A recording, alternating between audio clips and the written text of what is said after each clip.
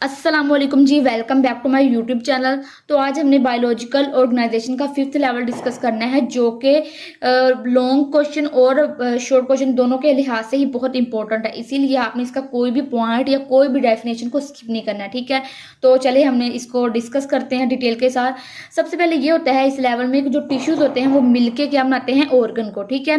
Organ level में क्या होता है, इसकी डेफिनेशन ये है कि different tissues having related function, मतलब कि मुख्तलिफ किस्म के टिश्यूज जिनका फंक्शन एक जैसा होता है, इसेंबल टुगेदर इन अ स्ट्रक्चर, अपने आप को एक स्ट्रक्चर में इकट्ठे करते हैं, to carry out its function with great efficiency, और अपने काम को बेहतरीन तरीके से सर अंजाम देते हैं। सच स्ट्रक्चर कार्ड ऑर्गन, और इन स्ट्रक्चर को हम कहते हैं organ.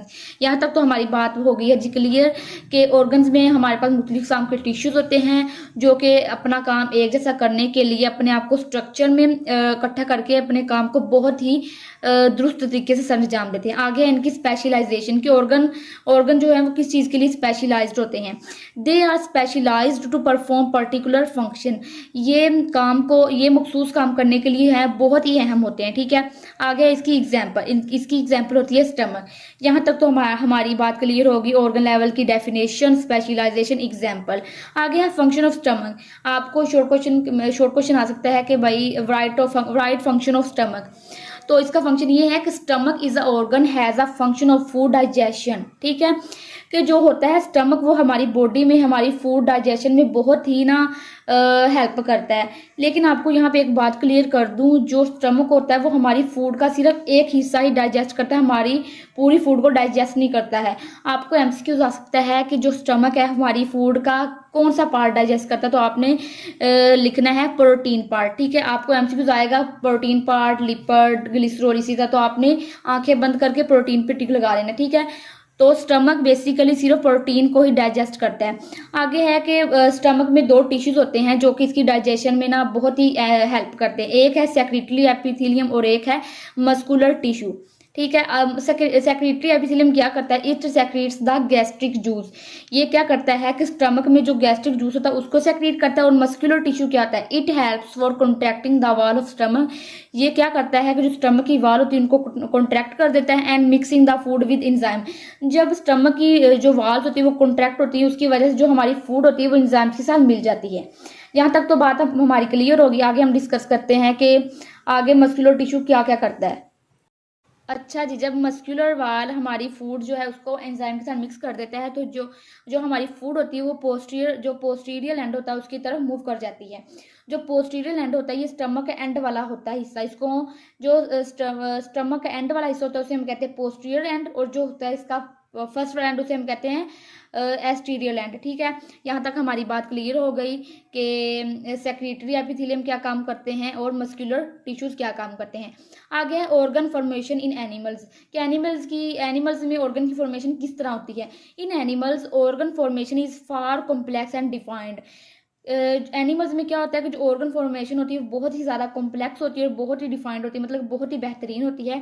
This complexity is in animal associated with far great range of function and activities than is found in plants. मतलब बात का मतलब ये है कि जो एनिमल्स में ऑर्गन की फॉर्मेशन इसलिए कॉम्प्लेक्स होती है कि जो एनिमल्स होते हैं उन्होंने बहुत ही काम करने होते हैं, उन्होंने बहुत तरह के फंक्शंस परफॉर्म करने होते हैं। इसी वजह से इनमें जो ऑर्गन की फॉर्मेशन होती है बहुत ही कॉम्प्लेक्स होती है, ठीक है। आपको ये भी शॉर्ट क्वेश्चन आ सकता है कि ऑर्गन फॉर्मेशन, एनिमल्स में ऑर्गन की फॉर्मेशन किस तरह होती है और ये क्यों इसमें कॉम्प्लेक्स होती है। आगे है organ formation in plants. Organ की जो फॉर्मेशन प्लांट्स में होती है वो बहुत ही ज़्यादा ना इतनी कॉम्प्लेक्स नहीं होती है, ठीक है, और वो लेस डिफाइंड भी होती है, मतलब इतनी दुरुस्त नहीं होती है। The organ level of organisation is much less definite in plants. जो ऑर्गन की फॉर्मेशन होती है प्लांट में वो बहुत ही लेस डेफिनेट होती है than it is in plant, जो कि एनिमल्स की निस्बत बहुत ही कम होती है। We might distinguish roots, stems, leaves and reproductive structures. मतलब कि प्लांट्स में हम रूट्स, स्टेम्स, लीव्स और रिप्रोडक्टिव स्ट्रक्चर्स के फंक्शंस का मुवाजना करेंगे कि ये क्या क्या काम करते हैं। सबसे पहले हमने फंक्शन डिस्कस करना है रूट्स का, कि रूट्स क्या काम करती हैं। रूट्स 3 तरीकों से काम करती है। सबसे पहले है एंकरिंग द प्लांट्स। ये ज़मीन के अंदर प्लांट्स को मजबूती से जुड़े रहने में बहुत ही अहम किरदार अदा करती है। दूसरा स्टोरेज ऑफ फूड, ये खुराक को जमा करने में बहुत अहम किरदार अदा करती है। और थर्ड है प्रोक्योरिंग वाटर एंड मिनरल्स। ठीक है, मतलब कि ये पानी को एब्जॉर्ब और मिनरल्स को एब्जॉर्ब करने में बहुत ही अहम किरदार करती है। आगे हमने फंक्शन डिस्कस करना है स्टेम्स का, लीव्स का और रिप्रोडक्टिव स्ट्रक्चर्स का, तो वो हम आगे डिस्कस करते हैं। अच्छा जी, आगे है हमारे पास शूट्स क्या काम करती हैं। It supports the entire plant, मतलब कि ये पौधे को ज़मीन के अंदर मजबूती से जुड़े रहने में बहुत ही सपोर्ट फराहम करती है। आगे है leaves, it is important for food manufacture, ये फूड की मैन्युफैक्चरिंग में बहुत ही अहम किरदार अदा करता है।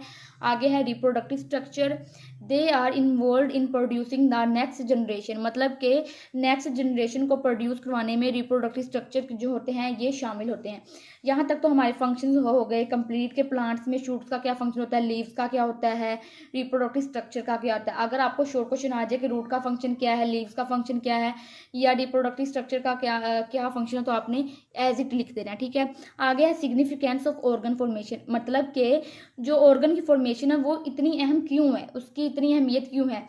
The formation of a organ has a selective value because this leads to an efficient accomplishment of their function both qualitatively and quantitatively, मतलब कि क्या होता है कि जो हमारी बॉडी है ना वो ऑर्गन को सिलेक्ट करती है ताकि वो हमारी बॉडी के तमाम काम को पूरा कर दे। जब हमारी बॉडी ऑर्गन को सिलेक्ट करती है ना तो फिर क्या करता है कि जो होता है ना ऑर्गन्स, वो हमारी बॉडी के तमाम काम को ना बहुत ही दुरुस्त कर देता है, चाहे वो क्वालिटेटिवली हो या फिर वो क्वांटिटेटिवली हो। ठीक है, दोनों लिहाज से ये काम को बहुत ही दुरुस्त कर देता है। ये हमारी ऑर्गन के लिहाज से हर चीज़ डिटेल से हमने डिस्कस कर लिया है कि ऑर्गन क्या होता है, इनकी स्पेशलाइजेशन किस में होती है, इनकी एग्जांपल्स क्या है और इनका फंक्शन क्या होता है, उसके अलावा इनकी फॉर्मेशन प्लांट्स में क्या होती है, एनिमल्स में क्या होती है। आगे हमने पढ़ना है ऑर्गन सिस्टम। ऑर्गन सिस्टम क्या होता है, the system in which total functions involve in one process are carried out, मतलब कि ऑर्गन सिस्टम वो होता है जिसमें जो तमाम काम है, तमाम फंक्शन है सिर्फ एक प्रोसेस में ही कंप्लीट हो जाए, उसको हम कहते हैं ऑर्गन फंक्शन, ऑर्गन सिस्टम। और इसकी एग्जांपल होती है digestive system, nervous system, etc. ये हो गई ऑर्गन सिस्टम की डेफिनेशन और एग्जांपल। अगर आपको कोई भी इसमें से शॉर्ट क्वेश्चन आ जाए तो आपने जिस तरह मैंने लिखा हुआ है आपने बिल्कुल उसी तरह लिख देना। ठीक है, अगर आपको लॉन्ग क्वेश्चन आ जाता है कि right a note on organ system, organ and system. ठीक है, सबसे पहले आपने ऑर्गन की डेफिनेशन लिखनी है, स्पेशलाइजेशन लिखनी है, फिर आपने इसकी एग्जांपल लिखनी है, उसके बाद आपने लिखना है इसका एग्जांपल लिखने के बाद उसके बाद आपने स्टमक का फंक्शन लिखना है, फिर आपने लिखना है कि स्टमक में जो टिश्यूज़ काम करते हैं उनका फंक्शन लिखना है, फिर आपने लिखनी है ऑर्गन की फॉर्मेशन प्लांट्स में, फिर आपने ऑर्गन की फॉर्मेशन लिखनी है एनिमल्स में, उसके बाद आपने लिखना है कि प्लांट्स में जो रूट्स होती हैं उनका क्या काम है, फिर आपने ऑर्गन फॉर्मेशन की सिग्निफिकेंस को लिखना है और उसके बाद आपने एंड में लिखना है ऑर्गन सिस्टम और उसकी एग्जांपल। तो जब आप ये लिखेंगे जो एग्जामिनर होगा उस पर जो इम्प्रेशन है वो बहुत ही ज़्यादा अच्छा पड़ेगा और